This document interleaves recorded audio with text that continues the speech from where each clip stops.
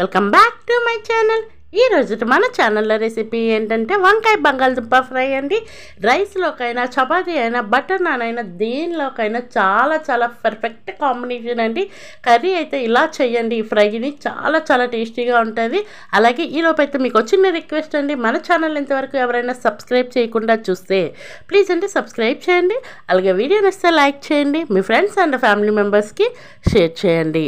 ఇక ప్రాసెస్ అయితే స్టార్ట్ చేసుకుందాం. ఫస్ట్ అయితే కనుక నేను ఒక 2 బంగాళదుంపల్ని ఇక్కడ తీసుకొని వీడియోలో చూపించిన విధంగా ఇలా పీల్ చేసుకోవాలి. ఇలా పైన ఉన్న తొక్కనంతా పీల్ చేసేసి వాటర్లో వేసుకోండి. ఇలాగే వాటర్లో వేసుకున్న బంగాళదుంపలు కొన్ని అయితే కనుక ఒక 1/2 కేజీకి దాటే ఉంటాయండి. వంకాయలు తీసుకున్నాను, ఒక ఉల్లిపాయను అయితే కనుక తీసుకున్నాను. మనకి కర్రీకి కావాల్సినవి ఇవి. నెక్స్ట్ అయితే ఒక బౌల్లో వాటర్ వేసుకొని అందులో 1 స్పూన్ వరకు సాల్ట్ వేసుకొని మొత్తం కలిపేసుకోండి. ఇది దేనికి అంటే వంకాయలు నల్లగా అవ్వకుండా ఉండటం కోసం అని చెప్పేసి సాల్ట్ వాటర్లో వేస్తున్నానండి. నేను తీసుకునేవి చాలా చిన్న సైజు లేత వంకాయలండి. ఒక వంకాయను అయితే 8 ముక్కలుగా కట్ చేసి వేసుకున్నాను. మరి ఈ చిన్నవైతే ఇలా నిలువుగా కట్ చేసి వేసుకోవచ్చు అండి, పర్వాలేదు. నేను అలా కొన్ని ఇలా కొన్ని కట్ చేసుకున్నాను. నెక్స్ట్ అయితే కనుక బంగాళదుంపలు ముందుగానే పీల్ చేసి పెట్టుకున్నాం కదా, వాటిని కూడా వీడియోలో చూపించిన విధంగా ఈ మాత్రం సైజు పీసెస్లు అయితే కట్ చేసుకొని ఇవి కూడా వాటర్లోనే ఉంచాలి. ఈ 2 కంపల్సరీ వాటర్లోనే వేసుకోవాలండి. ఎందుకు అంటే లేకపోతే మరీ బ్లాక్గా అయిపోతాయి కాబట్టి వాటర్లో కర్రీ చేసుకున్నంత వరకు ఉంచుకోండి.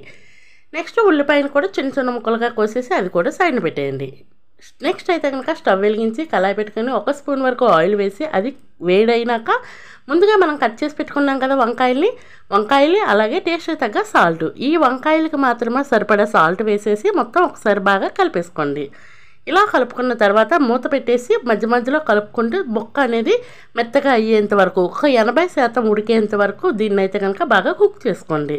చూసారు కదా, కాసేపటికి నాకు బాగా కుక్ అయిపోయింది. ఎందుకు అంటే నాకు చాలా వేగంగా కుక్ అయిపోయింది. ఎందుకు అంటే నేను తీసుకునే వంకాయలు చాలా లేతవి కాబట్టి. మీకు దొరికితే కనుక లేత వంకాయలే తీసుకోండి, కర్రీ అయితే చాలా చాలా బాగుంటుంది. ఇలా వేయించి పెట్టుకున్న వాటిని ఒక బౌల్లోకి అయితే కనుక తీసేసి ఒక సైడ్న పెట్టేసుకుందాం. నెక్స్ట్ అయితే కనుక అదే కళాయిలో మళ్ళీ బంగాళదుంపలను అయితే ఫ్రై చేసుకుందాం. వాటి కోసం అయితే మరొక స్పూన్ ఆయిల్ అనేది వేసుకోండి.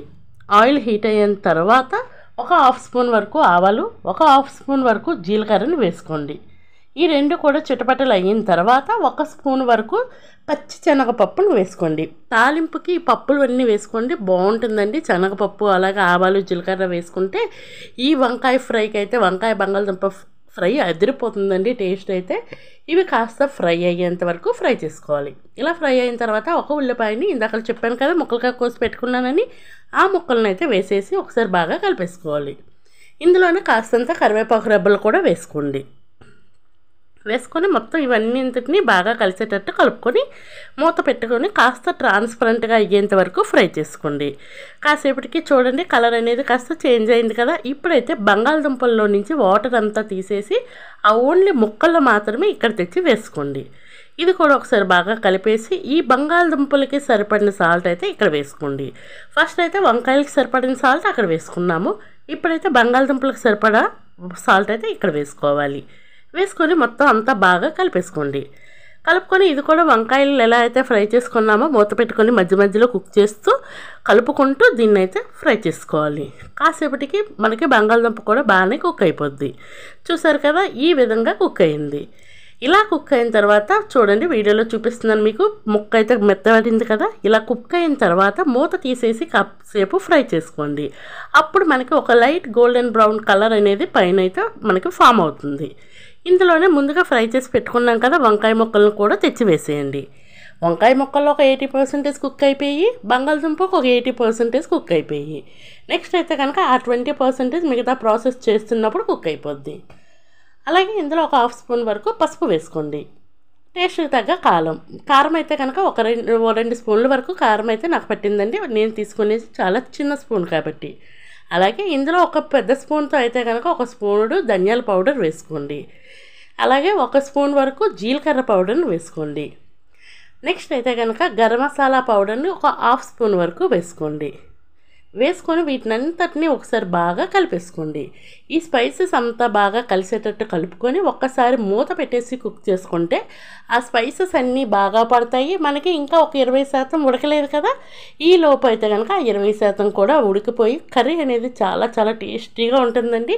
చూసారు కదా, కాసేపటికి ఇలా రెడీ అయింది. ఇప్పుడైతే ఒక్క స్పూను కర్రీ మసాలా వేసుకుంటున్నానండి. ఉంటే వేసుకోండి, లేకపోతే స్కిప్ చేసేయచ్చు, ఏం పర్వాలేదు. అలాగే ఫైనల్గా అయితే కనుక కాస్త కొత్తిమీర తరిగేసి ఉంటే కనుక వేసుకోండి, లేకపోతే అది కూడా స్కిప్ చేసేయచ్చు. వేసేసి మొత్తం ఒకసారి కొత్తిమీర తరుగు కూడా వేసినాక ఒకసారి బాగా ఫ్రై చేసుకోండి.